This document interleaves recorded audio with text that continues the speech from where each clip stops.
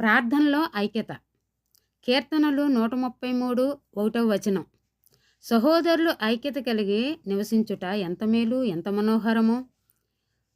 ప్రస్తుత పరిస్థితులు బహు భయంకరమైన స్థితిలో మనం ఉన్నప్పుడు ఈ వాక్యం మనకు జ్ఞాపకమునకు రావాలి. మనందరము కలిసి ప్రార్థిస్తే దేవుడు ఆ ప్రార్థనను ఆలకించి మనకు అడిగినది ఇస్తాడు. ఐక్యత అనేది మనకు చాలా ప్రాముఖ్యతమైనది. పేతురును చెరసాలలో ఉంచినప్పుడు సంఘమంతా ఆసక్తిగా ప్రార్థించింది. దేవుడు పేతురుకు విడుదలనిచ్చాడు. మనం కూడా అలానే ఆసక్తిగా సేవకుల కొరకు ప్రార్థిస్తే తప్పగా జయం పొందగలం. క్రైస్తవులంతా ఉద్యమంతో ప్రార్థించాలి. ఆ ఉద్యమము చల్లారిపోకూడదు. ఇలాంటి సమయాల్లో సేవకులు వ్యక్తిగత పేరు కోసం కానీ, ధనం కోసం కానీ, పొగడ్తల కోసం కానీ ఆశించకూడదు. మొదటిగా మనకు సమాధానంతో కూడిన ఐక్యత కావాలి. సమాధానం ఇచ్చేవాడు యేసే. మోషే గారు ఇశ్రాయేల్ ప్రజలను నడిపించిన విధానాన్ని గుర్తుపెట్టుకోవాలి. మోషే గారు ప్రజలందరినీ ఐక్యపరచడానికి ప్రయత్నించారు.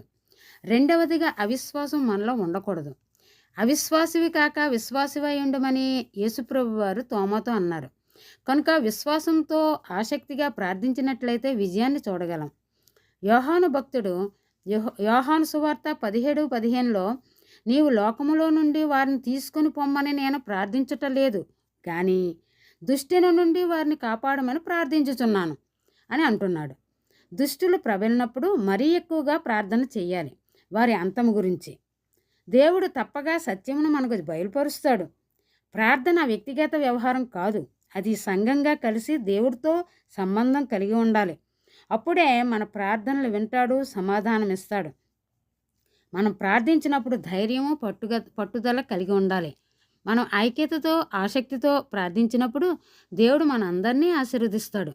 ఇటు ప్రార్థనలు మనందరికీ దీవెనకరంగా ఉండునుగాక. ఆమెన్.